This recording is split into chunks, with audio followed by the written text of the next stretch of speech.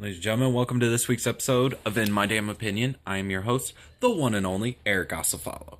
So, WrestleMania season is upon us, a little bit under 3 weeks away, if not less. Almost 2 weeks till WrestleMania, the granddaddy of them all. Main event this year is Roman Reigns versus Triple H for the WWE World Heavyweight Championship. You would think that this match has been booked for quite a while, and usually the WWE does write these main events long time in advance. However, though, there are times that the WWE does write main events and does change them on the fly. This week on In My Damn Opinion, we're going to talk about two main events that were actually scheduled to happen for WrestleManias.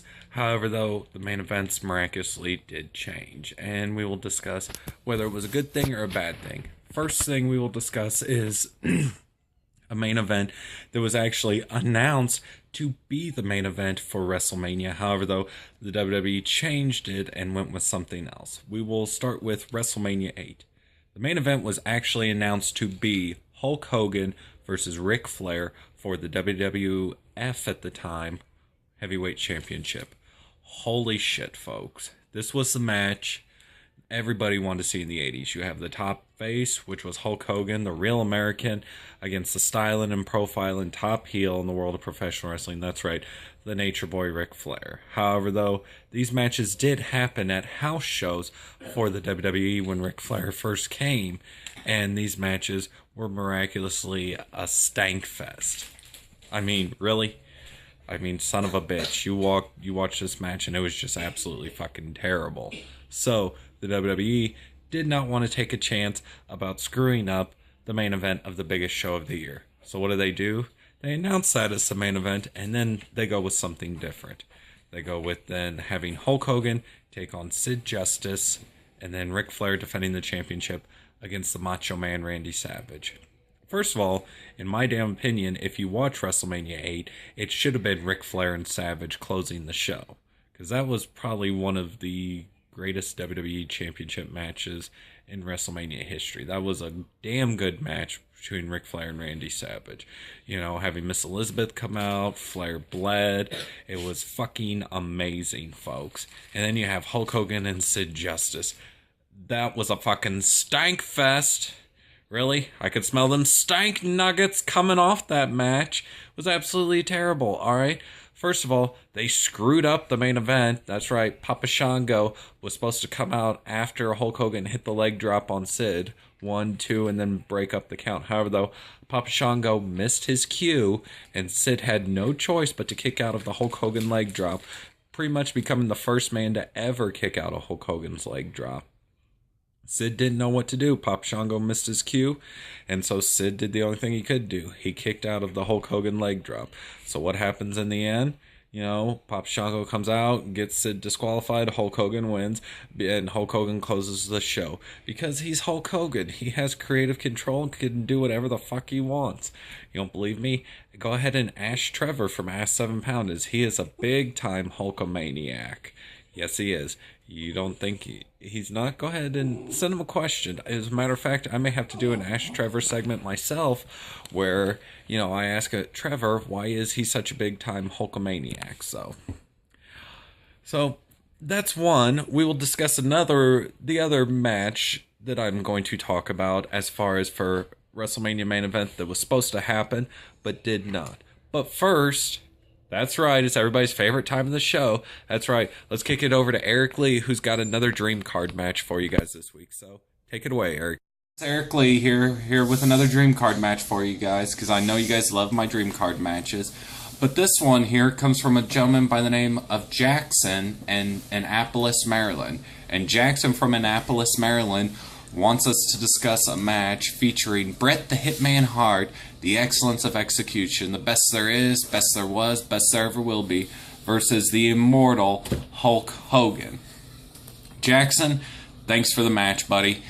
First of all, this match would have been great to see probably about 1993 because you have Bret Hart, who is being made to be the top face of the WWE, against Hulk Hogan, who had been the top face for pretty much almost the past decade. being the face of the WWE. This would have been a great match to see Hulk Hogan finally pass the torch, and should have been the last match he should have had in his run in the WWE in 1993. However, though, as many of you all know, Hulk Hogan said Bret Hart was not big enough, and what did Hulk Hogan do? He refused to do the job to Bret the Hitman Hart. So, what would happen in this match? Bret Hart would definitely have to be the one to carry this match, and in the end, Hulk Hogan would exercise his right for creative control and say that no, he is not putting over Bret the Hitman Hart, and Hulk Hogan would beat Bret the Hitman Hart. Because, let's face it, there are times Bret would do what's best for business. Montreal, completely different story. Bret would not do what was best for business there, and he should have dropped the title. However, though, here, Bret would do what's best for business, and he would do the job to Hulk Hogan because, let's face it, Hulk Hogan hates to lose, and he would not let Bret the Hitman Hart beat him. So, your winner of this match would be the immortal Hulk Hogan. Jackson from Annapolis, Maryland, thanks for the match. If you guys have a match you would like me to discuss on the Dream Card Match segment, feel free to tweet me at Eric Osafalo. You can email me at eosafalo@gmail.com. You can even leave a comment down below. I'd be more than happy to discuss your Dream Card match. Remember the rules, though. The match has to either have been possible to happen or still be possible to happen. So, let's go ahead. Let's kick it back over to Eric Osafalo as he's got another match that was supposed to happen at WrestleMania. However, though, with things changing, it never did. So go ahead and take it away, Eric. Thank you, Eric Lee, for another awesome and exciting Dream Card match. Man, can that man get some Dream Card matches or what? So, anyways, back to our discussion here of main events that were supposed to happen at WrestleMania but didn't happen, and the results anyways. Let's take for the other one we're going to talk about today, we're going to talk about WrestleMania 13. That's right. The original main event was actually supposed to be the big rematch from WrestleMania 12. That's right. It was supposed to be Bret Hart versus Shawn Michaels for the WWE Championship. As many of you all know who watched WrestleMania 12, these two men put on a hell of a performance. In my damn opinion, probably the greatest WrestleMania main event of all time. That was the 60-minute Iron Man match between Bret the Hitman Hart and Shawn Michaels at WrestleMania 12. So, the stage was set for the biggest rematch. This time walking in, Shawn Michaels was going to be the WWE Champion going into the match. That is why, if you remember, Shawn Michaels did win the WWE Championship back at Royal Rumble that year in 1997. So, going into what's supposed to be WrestleMania 13, Bret versus Shawn for the WWE Championship. This match would have been, damn good watching these two men go at it again. However, though, the ending was supposed to be similar to the Bret the Hitman Hart Austin match. What would happen is that Bret would put Shawn in the sharpshooter, Shawn would not submit, would pass out from the pain, and then Bret the Hitman Hart would win the WWE Championship. However, though, the result, what actually happened, Shawn Michaels did his famous speech around Valentine's Day that year where he had lost his smile, and he forfeited the WWE Championship due to not wanting to let Bret the Hitman Hart go over at WrestleMania. So, what happens? Bret Hart wins the WWE Championship at the Fatal 4-Way pay-per-view, drops the title the next night to Sid. Sid goes on to defend the WWE Championship at WrestleMania in the main event against The Undertaker, who gets another WWE Championship reign. Woohoo, Undertaker. And then what happens? Bret Hart versus Stone Cold Steve Austin, probably the best match of the night that night at WrestleMania 13. That was the night, in my damn opinion, that Austin 3:16 solidified himself as a WWE superstar.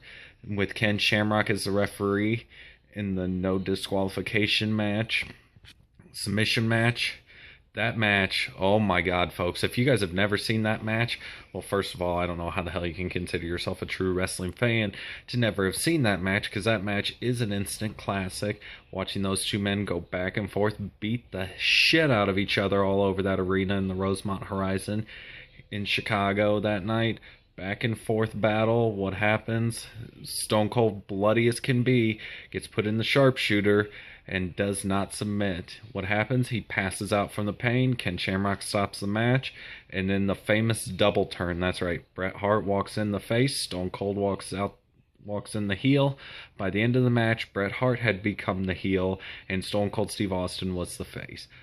Perfect double turn, proving that double turns can work if they are done right and they are done with the right guys. So, had we gotten our original main event of Shawn Michaels versus Bret the Hitman Hart, we would never have probably seen that classic between Bret the Hitman Hart and Stone Cold Steve Austin. So, it worked out in the long run. I'm a firm believer of everything happens for a reason. So, now let's see if we'll get anything good at this year's WrestleMania like we have gotten at those two that I've discussed today. So, well, that's about all the time we have for this week. I hope you enjoyed the show. Don't forget to like this video, leave a comment, subscribe to my channel, go back and watch all my other episodes. If you enjoy professional wrestling as much as I do, don't forget, every Friday now we have the Wrestling Roundtables. Myself and a panelist of professional wrestling experts take 5 questions having to deal with the world of professional wrestling, and we will discuss them on the Wrestling Roundtable. You got a question you've always wanted to know about past or present issues in the world of professional wrestling?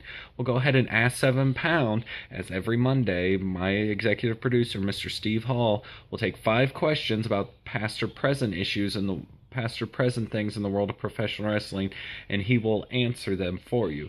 You know, if you got something you've always wanted to know, but you think it's a hard question, go ahead and ask 7 Pound. Steve loves to do research. Also, don't forget, on Ask 7 Pound every week, they have the new segment, Ask Trevor, where if you want to see something fucking hilarious, it's a talking monkey. Come on, how's that not fucking funny? I laugh my ass off every week watching that shit, So, in conclusion, once again, my name is Eric Acefalo, and that has been My Damn Opinion.